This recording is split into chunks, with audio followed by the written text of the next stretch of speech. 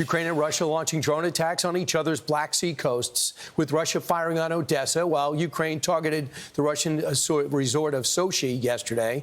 The strikes coming just hours after direct talks between the two countries, which once again failed to make any progress towards peace. Here to react is retired four-star general, Fox News senior strategic analyst, General Jack Keane. General, it doesn't seem Russia is at all legitimately interested in a ceasefire. Why? Yeah, well, the reality is that they are holding to the fact that they think that they can wear down the Ukrainians, break the will of the Ukrainian people. That's why they're focusing so much of these air attacks, not on Ukrainian military targets. They're focusing on civilian population. And they're hitting Odessa because Odessa is an historic city. You know, it's a beautiful place. Many Russians go there before the war to vacation there. It's a dream of Putin's personally to get Odessa back under the control of Russia. They hit their marketplace, which is very historic, and one of the historic buildings as well.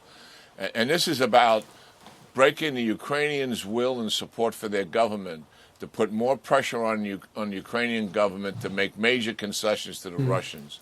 What has actually happened as these attacks have increased on the Ukrainian people, it's not surprising. It has increased their steadfastness. It has brought them closer to supporting the government, is what the Ukrainian polling is telling us right now. And again, there's nothing short of remarkable in dealing with the Ukrainian people.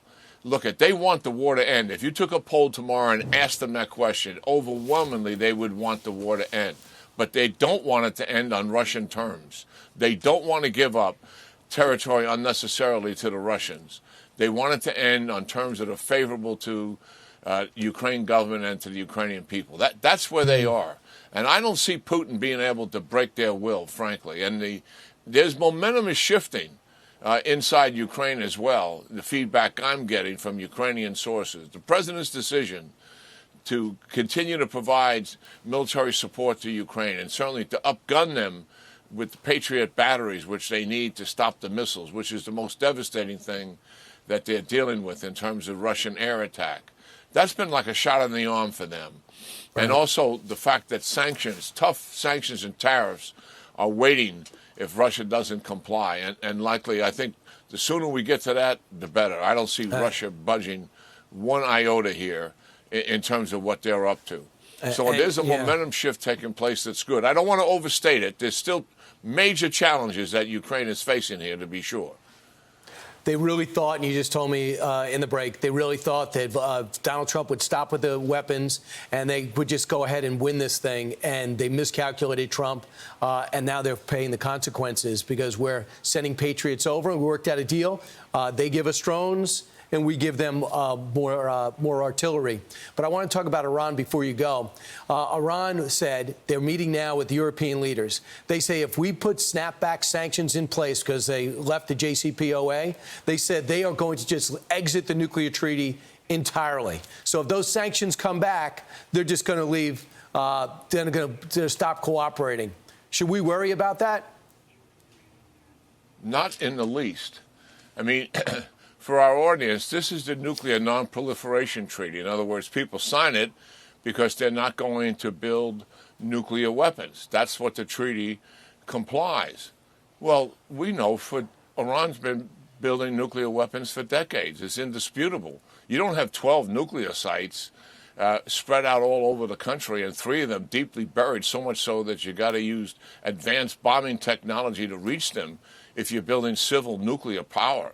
I mean, the absurdity of this whole thing and the bold-faced lie they keep telling over and over again. If they walk away from the treaty, what difference does it make? The fact is they want a nuclear weapon, and they're still going to go about trying to do that.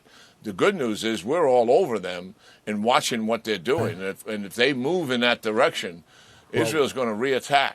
And the United States, if necessary, would do the same. But look at this. No one has come to help them.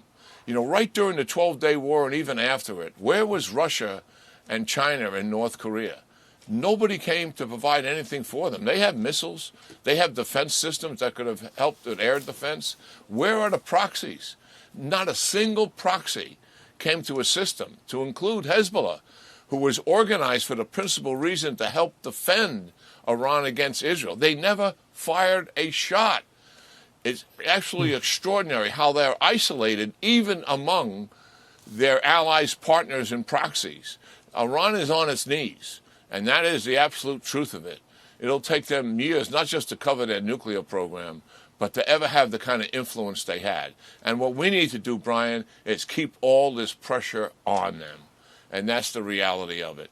Economic sanctions, to be sure. These snapback sanctions that Britain, France, and Germany are about to do in the end of August, that's a huge step in the right direction. Keep the pressure on this thing, break this regime down, force its eventual collapse. That would be great for the world. They've been a problem since 1979. General Jack Keane, thanks so much. Have a fantastic weekend. Yeah, you guys too. Thank you. I'm Steve Doocy. I'm Brian Kilmeade. And I'm Ainsley Earhart. And click here to subscribe to the Fox News YouTube page to catch our hottest interviews and most compelling analysis.